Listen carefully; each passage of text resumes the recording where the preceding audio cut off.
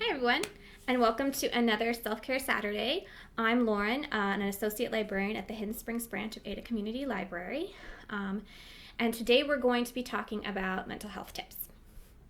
So you might remember I did another self-care program about this several months ago, so we're going to call that Mental Health Tips Part 1, and this will be Mental Health Tips Part 2.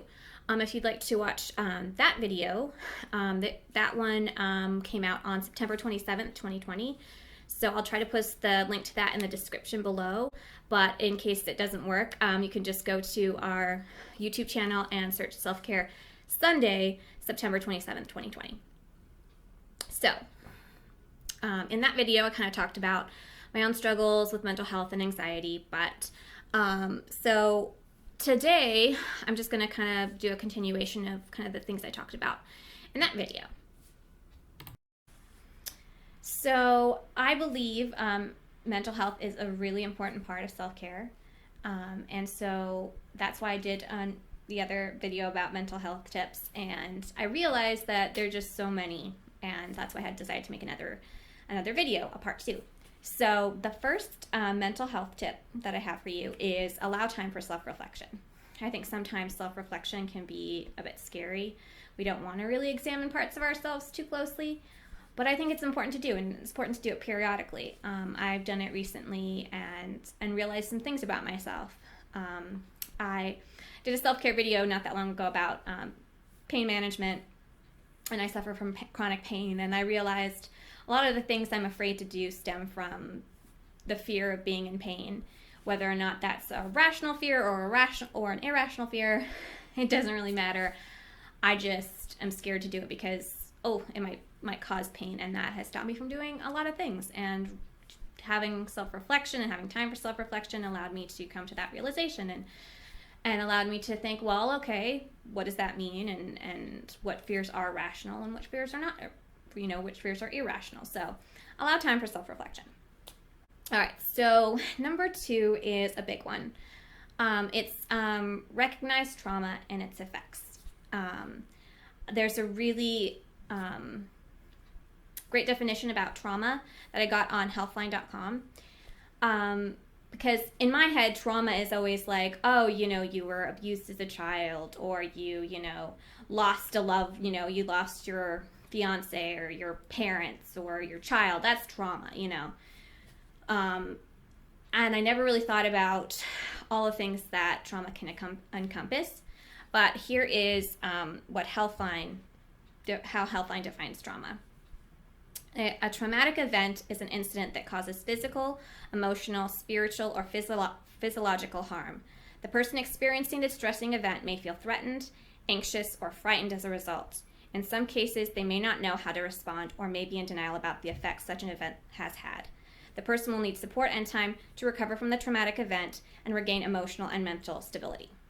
So that's how Healthline defines trauma, and I think that's a really important way to look at it, because it can be spiritual or psychological harm or emotional harm or physical harm. It can be any of those things. So I talked in one of the past self-care videos about how I have scoliosis. My spine is shaped like a lopsided S. And when I was diagnosed when I was 13, and I had major spinal fusion surgery when I was 13. I have 2 metal rods screwed into my spine. It was major surgery. It was like 20-something hours, I think, or close to. And it was very painful, and there was a long recovery time. And that was when I was 13 years old, so I was pretty young. And I never thought that something like surgery was a traumatic event. It just never occurred to me that it could be considered a traumatic event. But I was thinking about it, and my sister brought it up not that long ago, and I really started thinking, like, well, yeah, it was a really traumatic event. It not only was it physically painful, it caused a lot of emotional pain for me. I remember after the surgery, I was just really depressed for a really long time afterwards. I was in a lot of physical pain, but I was also in a lot of emotional pain. When you're a young teen, I think you're when you're a teenager, you're probably most self-conscious. You're really self-conscious about your body, and to have a surgery and to wind up, with scars and feel disfigured, that's how I felt, was very psychologically traumatic. And I never really dealt with that. It had a major impact on my life, but I didn't really deal with a lot of it at the time. But now I'm thinking about all of the effects that it had, and just trying to move through them.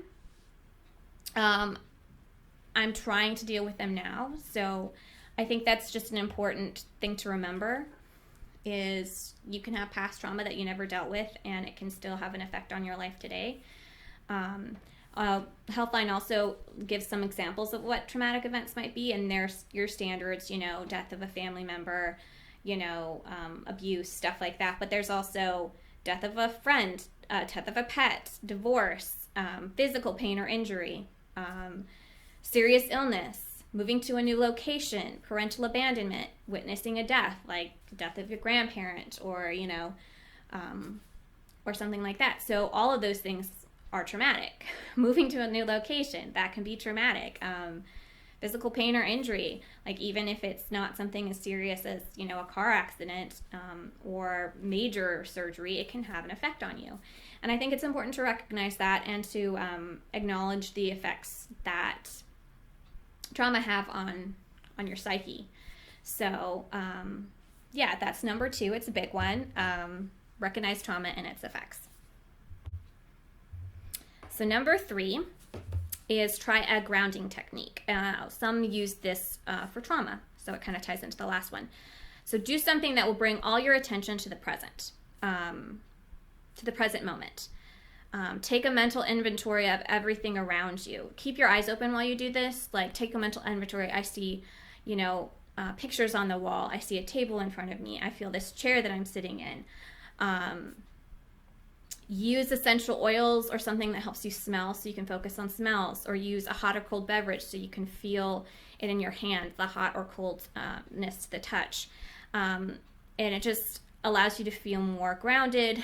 And when you're kind of panicking or feeling kind of out of control, it's a good way to just ground you. So try a grounding technique. Number 4 ties into that, but also just ties into a lot of things. It's just listening to your body. Like I said, I suffer from chronic pain, so I know that my body has a lot of issues, and so I try to recognize when I'm having a bad pain day, when I'm doing something that I think, okay, wait, no, I'm starting to feel like the pain's getting not too bad, but I can feel it going that way. I need to stop. I need to take a break. I need to sit down. For me, standing is really, really difficult. I can't stand for more than a few seconds without really starting to feel pain. And so sometimes I'll try to push through it. I'm carrying things. I'm trying to get stuff done. And sometimes I'm like, no, I need to sit down or I'm going to pass out. And I need to recognize that before I actually, fall over or have to sit on the ground, So just listen to your body. It's a really important part of mental health. So number 5, the 5th mental health tip I have for you is set healthy boundaries. It's okay to tell your family that you need space. Maybe there's someone in your life that you don't have the best relationship with, the most healthy relationship with. It's okay to set clear boundaries with them and say, hey, you know what, we can't talk about these things, because when we do, we just get into arguments and I feel really attacked, or, you make me feel really bad, or we just get into like this big old fight, and we can't keep doing that. So like, here are the topics that are off limits for us, going forward, or, stuff like that. It's okay to set those boundaries with people. And it's okay to limit contact with these people, honestly. Family or friends, like, they're people who being around them a lot isn't good for your mental health. And it's okay to say, you know what, I can't spend every, weekend with you. I can't spend every other day with you. I can, I think seeing each other, once every month is okay. It's okay to set boundaries like that. And there's a really great quote from a really great book. Darius the Great is Not Okay by Adib Khorram is one of my favorite teen books. It's fantastic. It's about a boy who is struggling with depression and dealing with mental health issues, and it's fantastic. But there's the sequel, Darius the Great Deserves Better. And in that book, someone tells Darius, you deserve people in your life who make you happy, Darius, no matter what. Just remember that, okay? And I try to remember that quote a lot. You deserve people in your life that make you happy. You deserve that. So keep that in mind. And if there are people in your life that just constantly make you unhappy, it is okay to set those boundaries and to say, I can't spend a lot of time with you anymore. And that is okay. Okay, so number 6 is have compassion for yourself. We all go through a lot. We all deal with a lot. Not just, 2020, but all the time we deal with a lot. Some of us have a lot going on, and it's okay to remember that you're a person and you deserve compassion the same as anyone else. So have compassion for yourself and don't beat yourself up. Okay, so number 7 is creating a self-care kit. What you put in your kit depends on you. It's not a one-size-fits-all kind of a thing. Something that might work in your self-care kit isn't something that would work in someone else's self-care kit. So some people use lotions, stress balls, coloring book, essential oils, teas that you like, snacks that you like to eat. But keep it like in a bag in your car or in a box in your house somewhere that you can find it easily. Because maybe you're just stressing out and I need a snack. I need to sit down with a cup of tea that I like. I need to put on some lotion. I need to listen to something, some music. I have got a CD or a playlist on my phone, whatever. Your self-care kit is about what makes you feel good and what helps you de-stress. So just create a little one. Doesn't have to be a whole big thing. But if you want to make a whole big thing and get a nice cute box to put it in or a bag to put it in and that makes you happy, do it. All right, so number 8 is practicing mindfulness. Be in the moment. There are a lot of great apps out there, mindfulness apps. There's one called the Mindfulness app. There's the Calm app. I believe that one, I think, has a free trial, but after that, you have to pay a certain amount. But there are a lot of cool free apps. There are a lot of great mindfulness resources online. So just try to practice mindfulness. Maybe you don't have time every day, but still try, once a week. Set aside time to be mindful. If you can't do it every day, try to at least do it once a week. Okay, so number 9 is use positive self-talk. Be gentle with yourself. I think it's important to remember to ask yourself this question: would you talk about your best friend the way you talk about yourself? Because a lot of times I don't think that's true. I have several friends who I love very dearly, and I would never say things about them that I've thought or said about myself. And I think that's important to acknowledge because you're a person just like them, and you wouldn't talk about them that way. Why would you talk about yourself that way? So use positive self-talk. Number 10 is connect with your community, with your friends, your loved ones, basically your people. I know a lot of people have groups that they're a part of. Reach out, connect with them. Even if it's only virtually, it's just really important to stay connected with your community and whatever that means to you. It could even be spending time with your pets. Your pets are your community. Make sure you spend time with them. A lot of people find spending time with their pets very helpful. I don't have any pets, but I know a lot of people who have pets and who have friends who they connect with through their pets. So connect with your community, human or otherwise. Okay, number 11 is a really important one. Seek professional help, therapy, if you can. There are a lot of great options out there with teletherapy, and I know therapy is not something that's accessible to everyone. Not everyone can afford therapy, but there are some good free resources out there, and there also might be some options through your place of work. One of my last jobs, they had an employee assistance program, and I never really thought about it until I'd been working there several years. But then I realized, through the employee assistance program, I was able to have 5 free sessions with a therapist, and I looked and I found a therapist that was specifically could deal was specific. One of her focuses was sleep and insomnia problems, and so I was like, wow, I didn't know you could get therapy for that. And so I went to therapy for the first time because I knew I could find a therapist that had a focus that was a big deal to me, and that I could have 5 free sessions. I had no idea. And so your work might have something like that. So look into that. If you're lucky enough to have insurance, sometimes they'll pay for a certain amount of therapy. So check into things. You never know.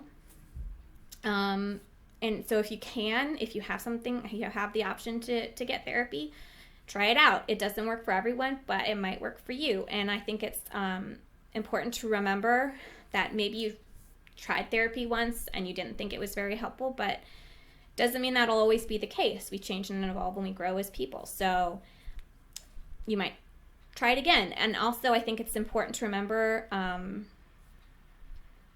that a therapist is a person just like you, and we don't always click with people right away. So you might not click in the first session. It might take more than one session for you guys to establish a rapport. Also, it's important to remember we might not click with people at all. Like, it might not be, this therapist might not be the right fit for you. So you might have to find another therapist that does fit your needs. It's not a one size fits all. It's not, every therapist is great for every person. It doesn't work that way. Also, a really important thing to remember is you don't have to wait until you're really suffering to seek help, to seek professional help. A lot of people go for yearly checkups, go for a yearly physical.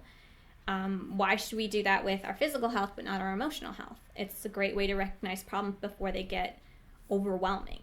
So if you can, try therapy. Number 12 is be creative. Color, draw, write, craft, make videos for YouTube. Anything that lets you be creative and is a creative outlet for you. For me personally, I am really bad at drawing. Drawing's not really calming for me because I'm not good at it. I don't like what I do. So, you know what?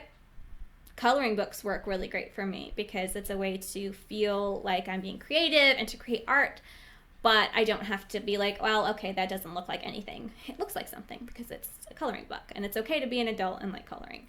I also like making these videos as a way to be creative. Doing virtual programming has allowed me to really be creative about certain things, and I didn't realize how much I would like it until I started. So find the thing that you like that lets you be creative. It's a great outlet. Okay, number 13 is talking about your worries or anxiety.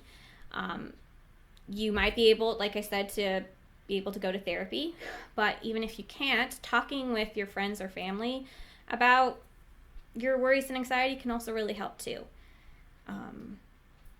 It's not I don't have a therapist, well I can't talk about my problems if I don't have a therapist. No, you can. Your friends and family love you and they want to help you, so they're great listeners. So try talking about your problems even if it's not with a therapist. Okay, so number 14 is let your loved ones know when you're stressed. It's kind of important because sometimes people who suffer from anxiety and depression and a lot of other mental health issues, you can have really bad days when you are stressed out, when you just can't deal with people. And it's okay to let your family and your friends know, like, I'm having one of those days. I'm sorry if I'm short with you. I'm sorry if I'm snippy. I'm sorry if I'm not the greatest being, the greatest company right now. This is what I'm going through. And if they really love you, they will understand.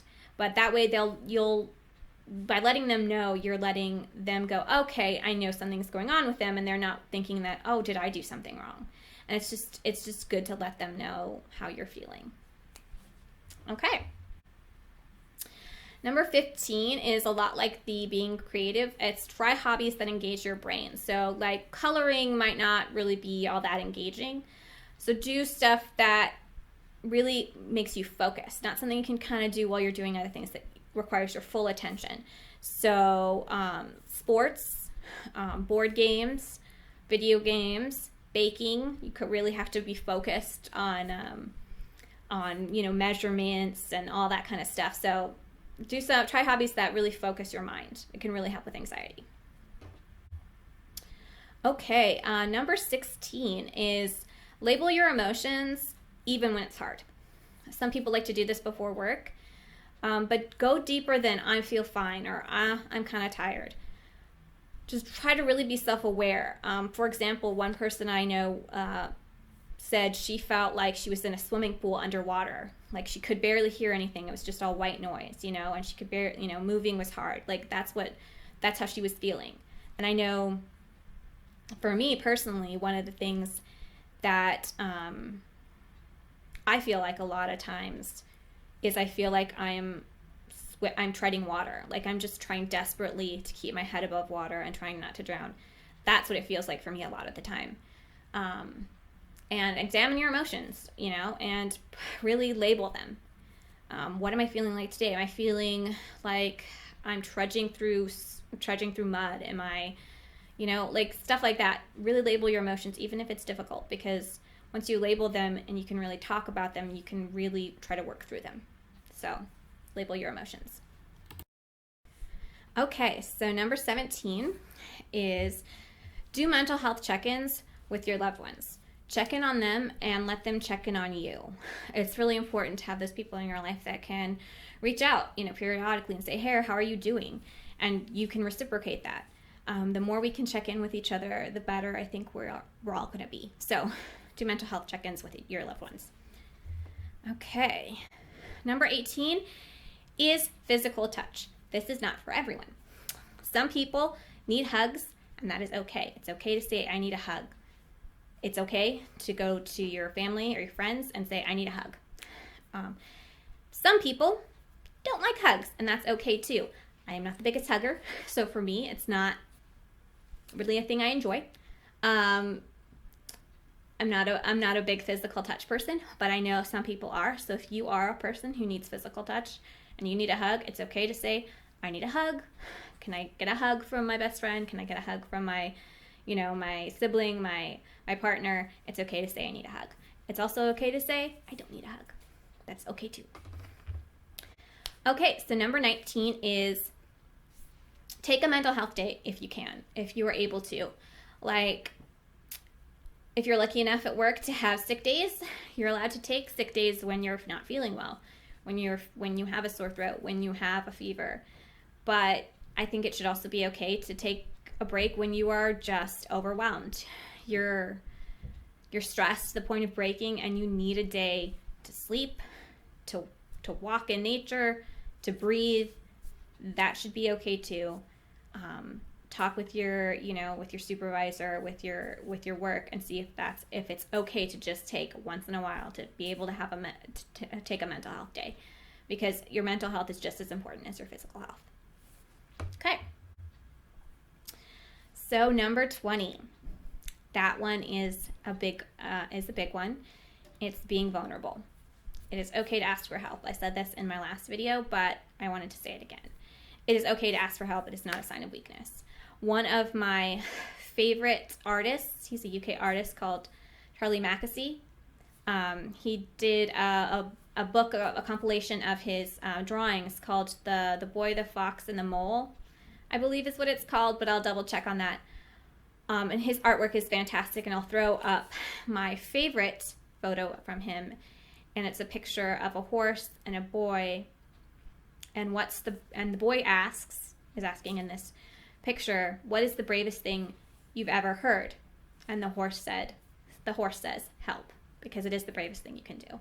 Asking for help is the bravest thing you can do. So try and remember that. It is not a sign of weakness. It is okay.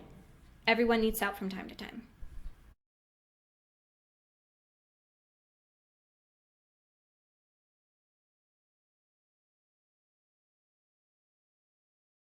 So those are my mental health tips.